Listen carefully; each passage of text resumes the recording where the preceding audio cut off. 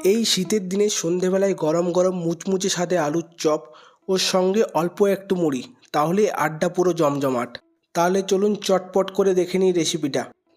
প্রথমে আমি 150 গ্রাম বেসন নিয়েছি, 1 টিস্পুন বেকিং সোডা, স্বাদ অনুযায়ী লবণ ও কালারের জন্য সামান্য একটু কাশ্মীরি লঙ্কার গুঁড়ো দিয়ে শুকনো অবস্থায় বেসনটাকে ভালো করে মিক্স করে নেব। তারপর অল্প অল্প জল দিয়ে বেসনের ব্যাটারটা রেডি করে নেব। ব্যাটারটা 5 থেকে 7 মিনিট ধরে ভালো করে ফেটাতে হবে। যত ভালো করে ফেটাবেন চপ কিন্তু তত মুচমুচে স্বাদের হবে। ব্যাটারটা রেডি হয়ে গেলে এটাকে রেস্টে রেখে আমি ভাজা মশলাটা বানিয়ে নেব।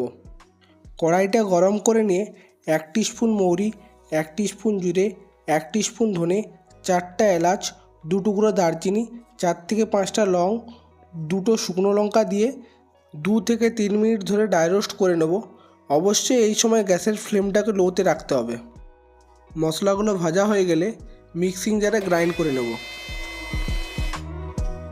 এবার একটা কড়াইয়ে একটুখানি তেল দিয়ে বাদামগুলোকে 2 থেকে 3 মিনিট ধরে ভালো করে নাড়াচাড়া করে ভাজতে হবে, নাহলে বাদামগুলো পুড়ে যাওয়ার সম্ভাবনা থাকে। এখানে আমি 50 গ্রাম বাদাম নিয়েছি। এবার ওই তেলটাতেই আমি কেটে রাখা পেঁয়াজ ও লঙ্কাগুলো দিয়ে ভেজে নেব। এখানে আমি 4টি মিডিয়াম সাইজের পেঁয়াজ ও 3-4টা কাঁচা লঙ্কা নিয়েছি। পেঁয়াজটা খুব বেশি লাল করে ভাজার দরকার নেই। পেঁয়াজের কাঁচা গন্ধটা চলে গেলে 2 চামচ আদা রসুন বাটা দিয়ে 2 মিনিট ভেজে নিয়ে ওতে 1 টিস্পুন হলুদ গুঁড়ো, 1/2 টিস্পুন জিরে গুঁড়ো, 1/2 টিস্পুন কাশ্মীরি লঙ্কার গুঁড়ো দিয়ে ভালো করে নাড়াচাড়া করে প্রথমে যে ভাজা মশলাটা বানিয়েছিলাম ওটা 1/2 চামচ দিয়ে 2 থেকে 3 মিনিট ধরে ভেজে নিতে হবে। চপের পুরটা বানানোর জন্য আমি 5টা মিডিয়াম সাইজের আলু সেদ্ধ করে রেখেছিলাম। এবার আলুগুলোকে হাতে করে এইভাবে ভেঙে দিয়ে ভালো করে মশলাটার সাথে মিক্স করে নিতে হবে।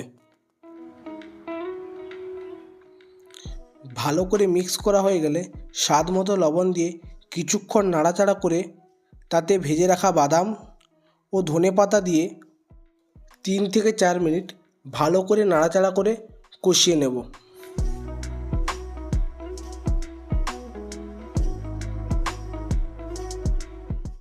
দেখুন চপের পুরটা কিন্তু সম্পূর্ণভাবে তৈরি হয়ে গেছে।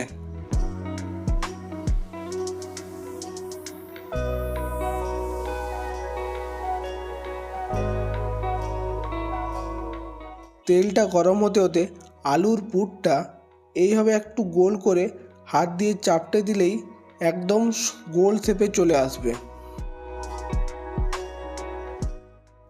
তেলটা ভালোভাবে গরম হয়ে গেলে একটা একটা এইভাবে বেসনের মধ্যে কোট করে তেলের মধ্যে দিয়ে দিচ্ছি।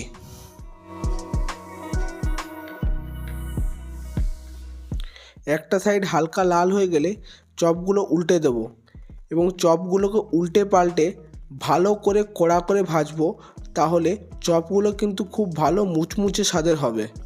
এই রেসিপিটি যদি আপনাদের ভালো লেগে থাকে তাহলে অবশ্যই লাইক, শেয়ার ও সাবস্ক্রাইব করে দেবেন।